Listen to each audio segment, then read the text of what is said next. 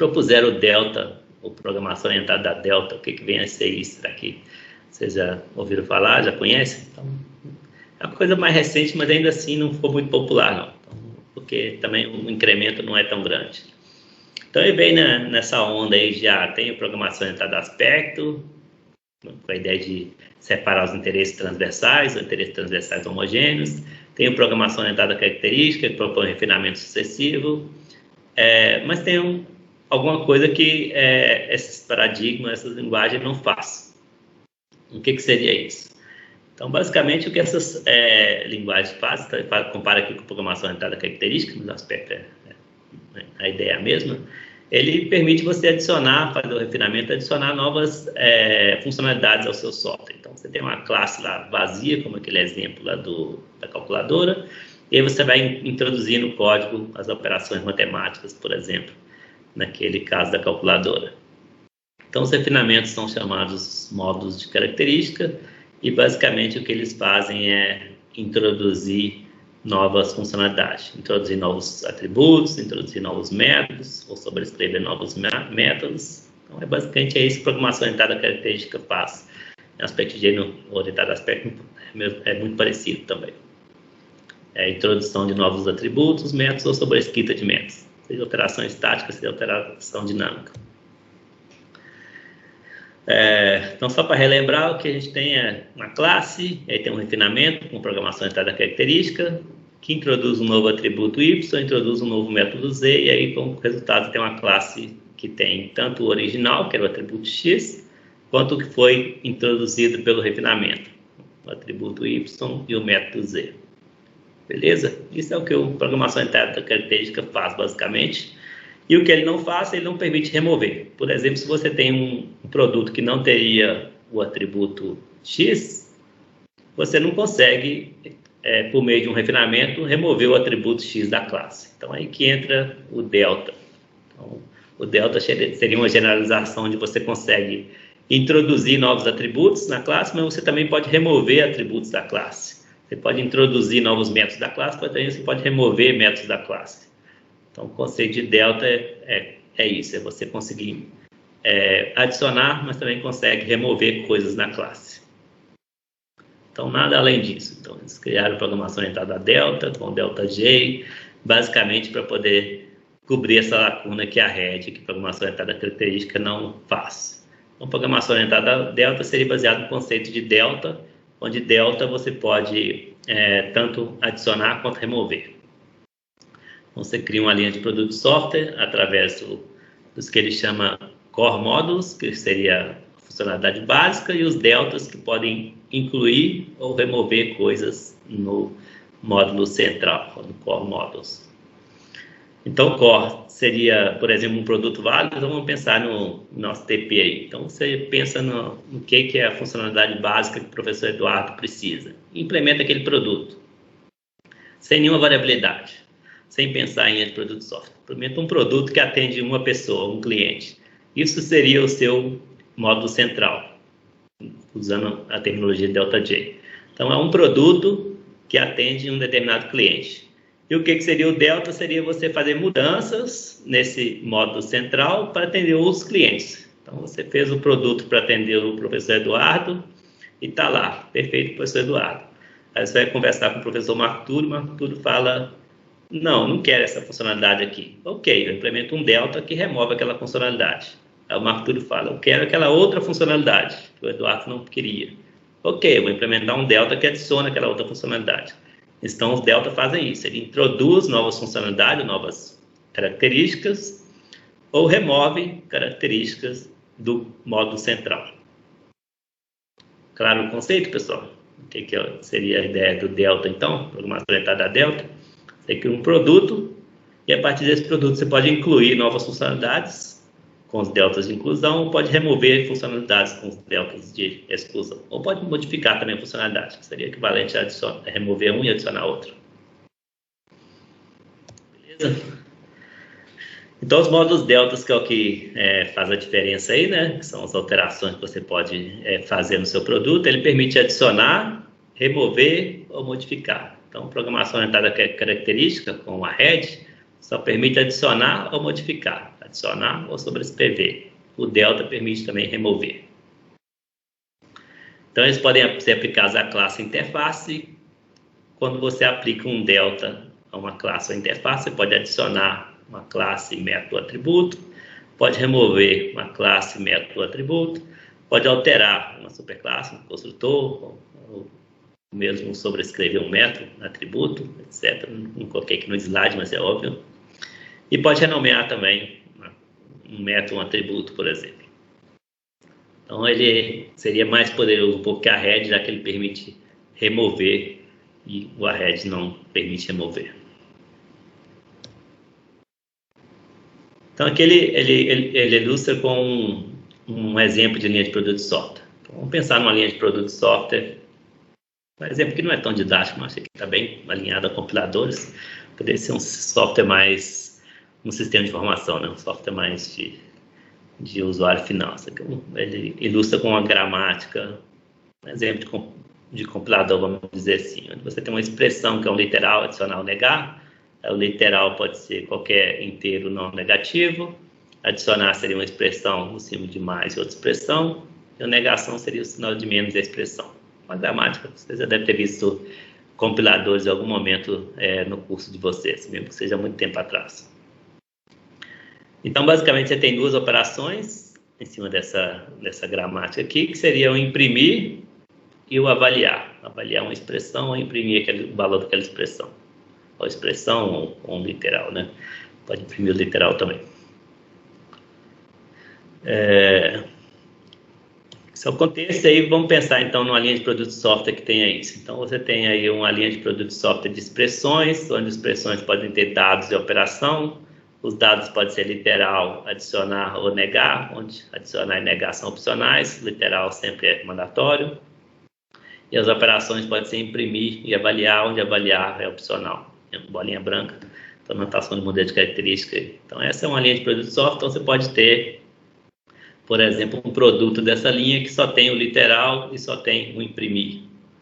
Você pode ter um outro produto dessa linha que tem o literal, ele sabe adicionar e tem o imprimir e avaliar. Qualquer combinação aqui, onde os obrigatórios sempre tem que estar no produto e os opcionais podem estar ou não no produto. Beleza? Essa é só a ilustração e vamos ver agora como que eu faria isso com ΔJ. Então, para começar, a gente teria o módulo central. Ele faz uma distinção, não lembro se aqui no slide eu explico, entre módulo central simples e o módulo central complexo.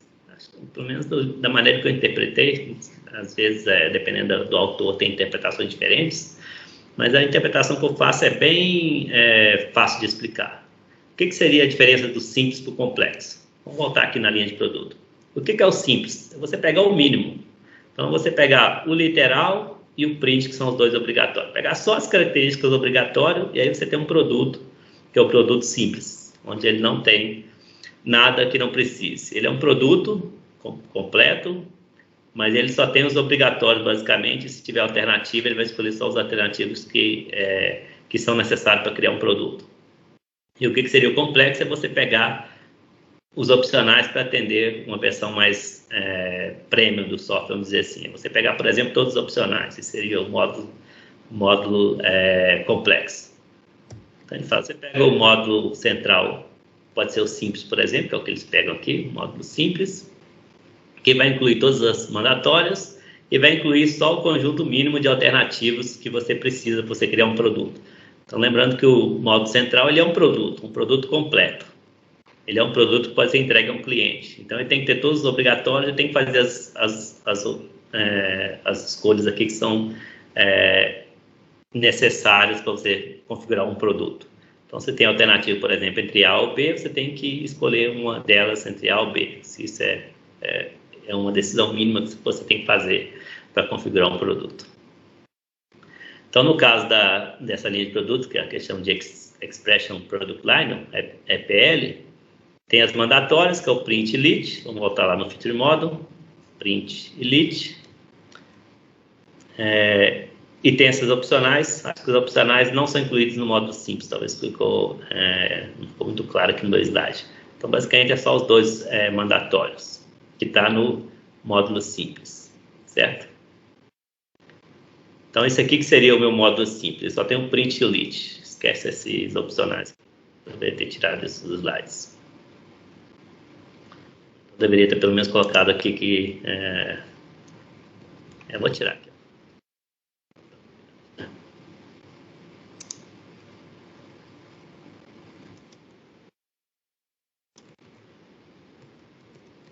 Vou deixar claro. O core módulo aqui nesse caso que só tem os opcionais, que é o print e o lit. Seria isso aqui. Isso aqui é o meu core módulo em ΔJ. Tem um print e o lit. Então já é a sintaxe de ΔJ. Então aí você escreve core para dizer que isso aqui é um produto válido para um determinado cliente e coloca quais as características que tem nesse produto, que é a característica print e a característica list, basicamente, as duas obrigatórias. E o que tem aí? Você tem isso aqui é basicamente código Java, né? Interface exp para expressão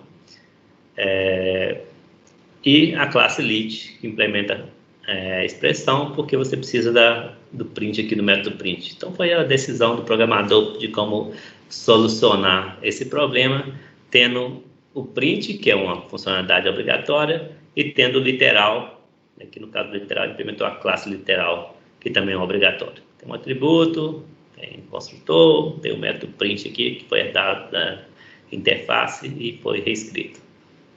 Beleza? Código Java, a única coisa que tem de ΔJ aqui é a palavra core e as duas features que pertencem a esse core. Que é como se fosse uma classe externa e as classes internas, se você prefere ver assim. Beleza? O ΔJ também é suportado pelo FeedIDE, então quem quiser brincar, programar alguma coisa, a gente vai fazer exercício sobre isso não, mas quem quiser usar no TP, no trabalho em grupo, ou quiser mesmo praticar, então pode usar no FeedIDE que ele provê suporte para ΔJ. Está integrado. Eu coloquei aqui para poder facilitar vocês lembrarem quando for estudar. Então, print e lit são as duas funcionalidades obrigatórias, está no core model. Aqui seria basicamente as classes interface Java comum. Então, nós anotei, mas o core aqui que seria uma palavra reservada de ΔJ para dizer que isso aqui é um módulo central, um core model. E agora, como que eu posso fazer as outras coisas, adicionar as outras funcionalidades? Então, a sintaxe ΔJ, esse slide aqui meio que resume o que ΔJ permite você fazer. Permite você remover, aí tem a palavra reservada removes. Permite você adicionar, tem a palavra reservada adds. Aí você põe uma classe, você coloca adds class, e aí essa é código Java. Se for interface, adds interface, o resto é código Java. O nome e o código da interface. Modifies. Então, você pode modificar a interface, pode modificar uma classe. E dentro dessa coisa aqui, você pode também adicionar, remover e modificar métodos e atributos aqui no meio. Então, a numerosidade não ficou completa. Então, mas você pode fazer as modificações add, remove, rename método ou atributo, etc.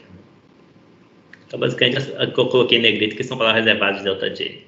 Add, removes, modifies.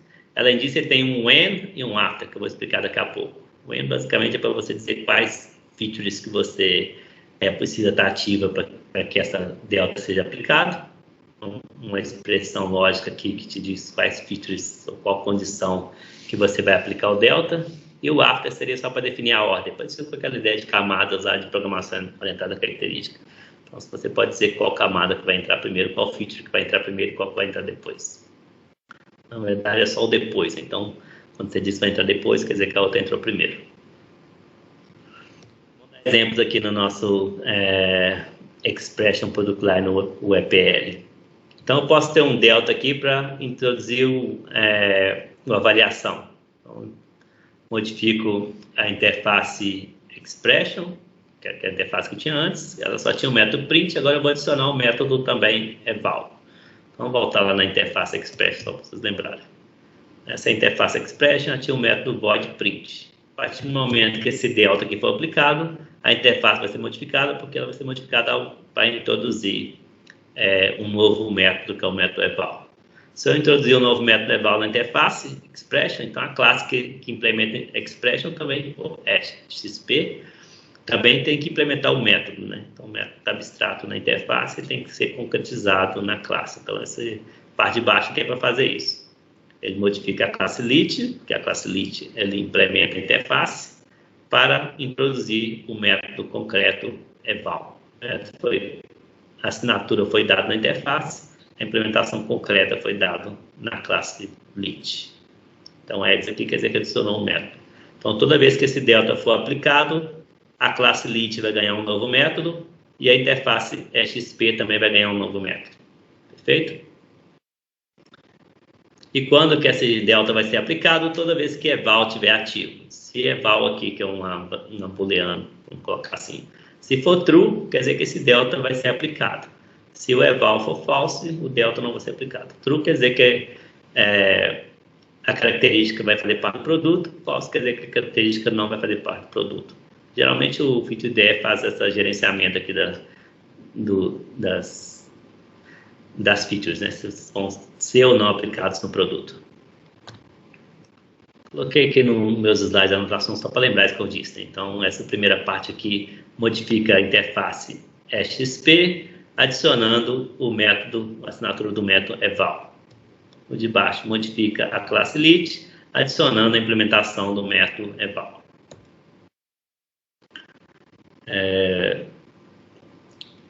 E basicamente os outros exemplos meio que continuam nessa mesma linha, né? Então eu posso, por exemplo, adicionar que a classe add também vai implementar a interface expression, XP.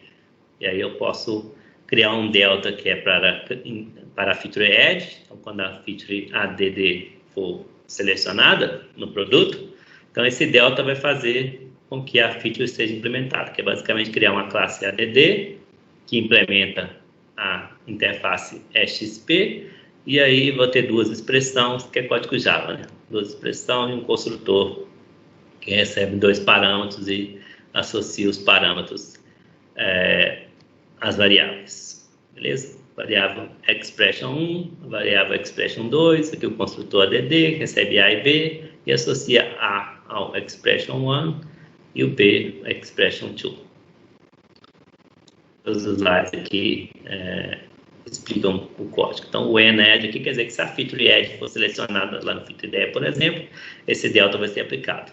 Mas que significa o when. E aqui só para mostrar um exemplo com after. Então, se eu tiver dois deltas, por exemplo, o delta de add e o delta de eval, todos os dois são features opcionais. Então, posso adicionar as duas features ao mesmo tempo, né? São independentes. O eval é opcional, o add também é opcional, mas não tem nenhuma restrição entre elas. Então, se eu adicionar todas as duas, então isso aqui quer dizer, se as duas forem aplicadas, eu vou ter que fazer essa outra coisa aqui, esse código aqui, que é modificar o add para também introduzir o método eval, com adds eval. Adds é uma palavra reservada de delta j, modifies a palavra reservada delta j, delta para reservar delta j, after, e o when também para reservar delta j. E aqui você pode colocar expressões como, por exemplo, and ou or. Um ou outro, um e o outro. Eu acho que você pode colocar o não também. Um e não o outro, por exemplo. Pode criar expressões lógicas aqui. Ok? Acho que eu não preciso explicar porque é basicamente código Java, né? Então, é um método que tem um return, que retorna o valor de somando duas expressões.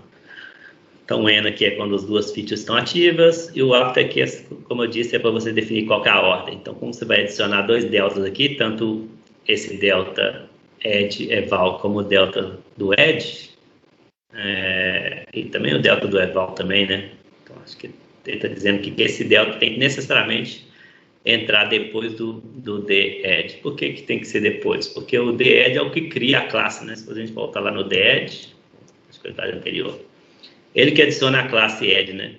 Então, você não consegue modificar a classe add se você não tiver criado ela primeiro. Então, esse delta aqui, the_add, tem que entrar antes desse delta aqui, porque senão você não consegue modificar uma classe que não tenha sido criado antes.